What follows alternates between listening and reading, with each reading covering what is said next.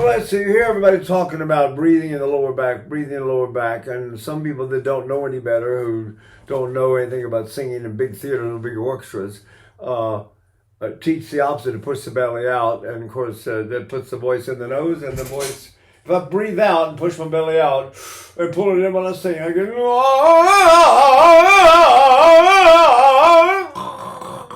it's in my nose, folks. That sound will not penetrate a big orchestra, and very often you're in the lower range. Forget it; they won't even hear you, right? And it has a funny nature in that it wants to blend with the other instruments, so it sort of gets lost. Whereas if the nose is closed, the voice carries like a rocket. So if I pull my abdomen in like this and breathe, it's not in my nose anymore. So what do you think of that? What is that? See? So let's talk a little bit about now breathing. Every time you breathe in, you pull your abdomen in.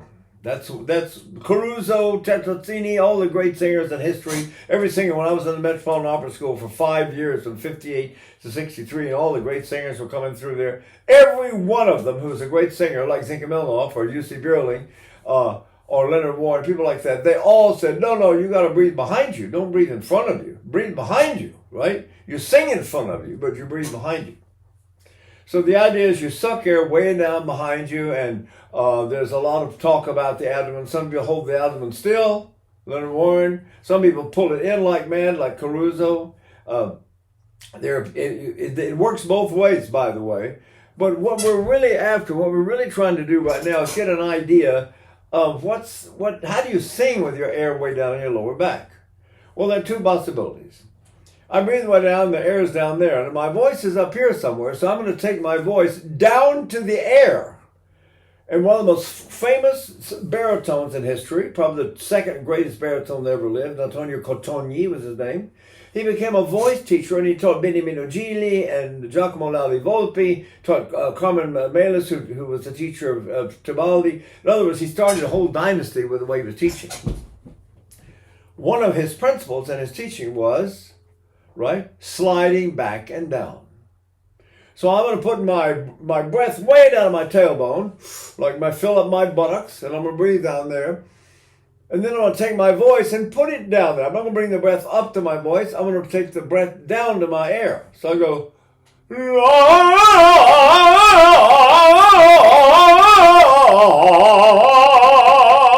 you'll notice that it's not nasal at all, right? And all I did was sing way down on my tailbone. See? So I breathe like that. What am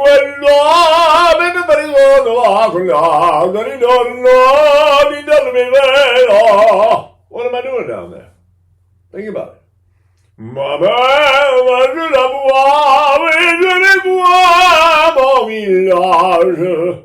Once I get the breath down there, and I get the voice down there, it stays there.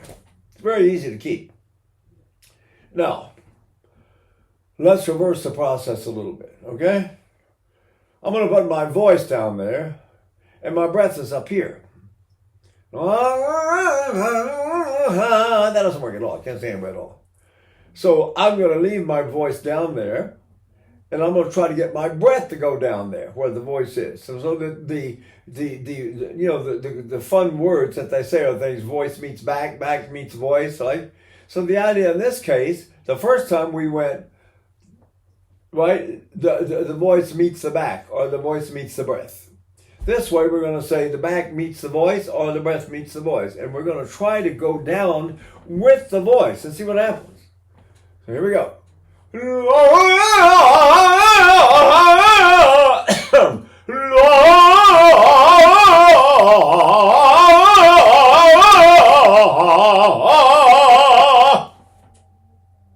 It works both ways.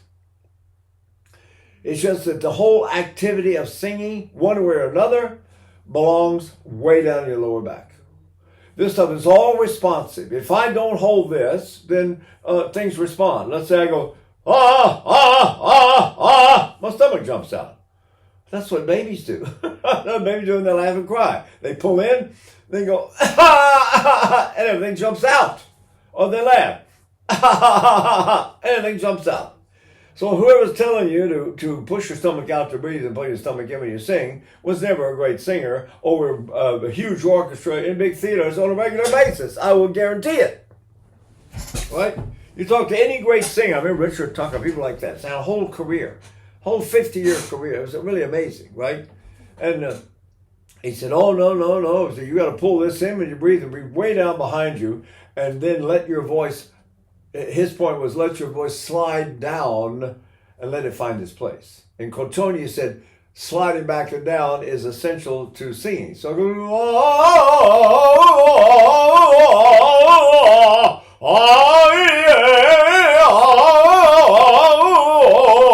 so we had one idea, right? Which is take the voice and slide down to the back.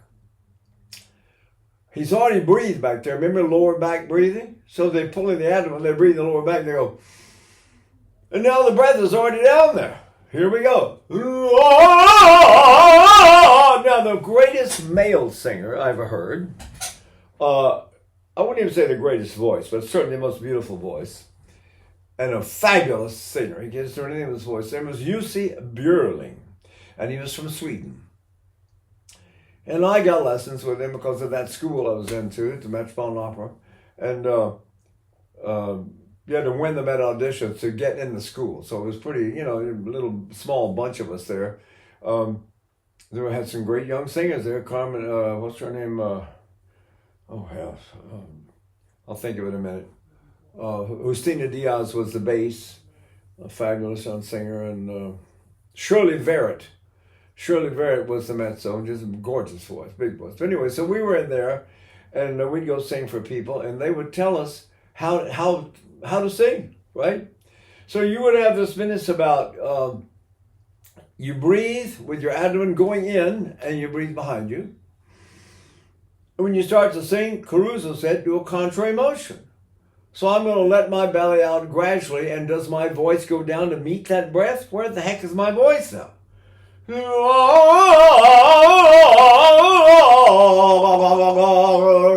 not up here. Where is it? It's not here. It's not my residence. It's not here. My residence is up here. Where's my voice then? Oh my God, I've lost my voice. Can't find it. And what I'm really doing, you see, is I'm breathing way down there like that. When I start singing, especially if I use sliding back and down as a concept, a concept that leads to vocal technique. So I end up singing way down there, and all of a sudden, Now Jussi Björling was the greatest singer of all. I was going to talk about him a little bit. And he had this thing because he was a natural singer and didn't know how he sang exactly. And he would sort of say, well, I said, no, I don't know. If I know, believe me, I wouldn't be here begging. But he was a fabulous singer. So he had what he said, I'll tell you, I feel one thing I must sort of get it sort of down low in my body. And I said, well, what do you do to do that? He said, well, it feels something like that. Where's this breath? Think about it. I can't even touch that without disturbing my voice now. So I go, so did my voice go down to meet it? Or was the voice already there? Are you trying to talk like that? Where is my voice? If it's like this all day long. It's sitting pretty low anyway. Because it's high. They talk like this.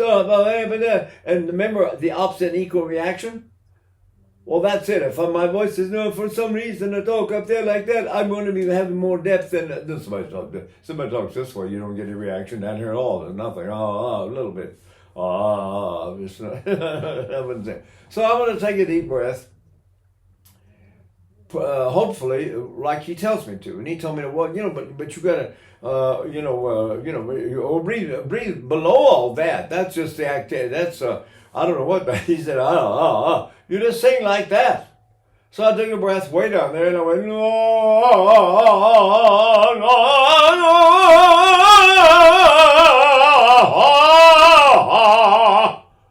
Now then my voice goes to meet my back, and then my back come up to meet my voice. See what I mean? The truth is they both work. And the best one of all was him because of the incredible beauty of his voice, and this is the way he did it. On the other hand, you got singers, fantastic singers, who are singing way down here. Not to mention Caruso. So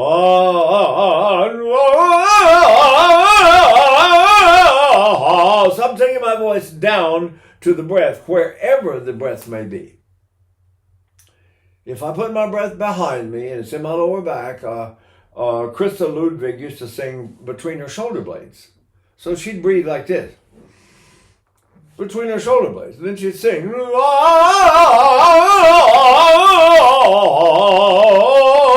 all these people, all these breathers, all took the voice down to the breath. There weren't many very successful ones who brought the breath up to the voice. And they did, they were usually very light voices.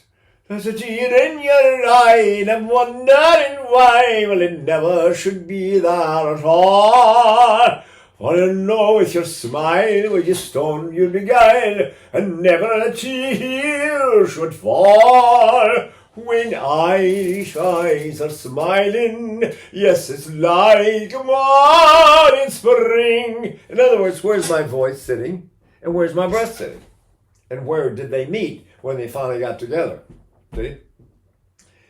So that I will leave it up to you now to practice both until you get a feeling of how to do it. And remember, the breath always goes down the lower back. That's our only security, really. Because it takes all the wear and tear and strain, and you can't force your voice well if your breath is down there. It's very hard to push the voice because there's so much activity on the way up. You usually can't do it. Good. Okay. Good. Bravo.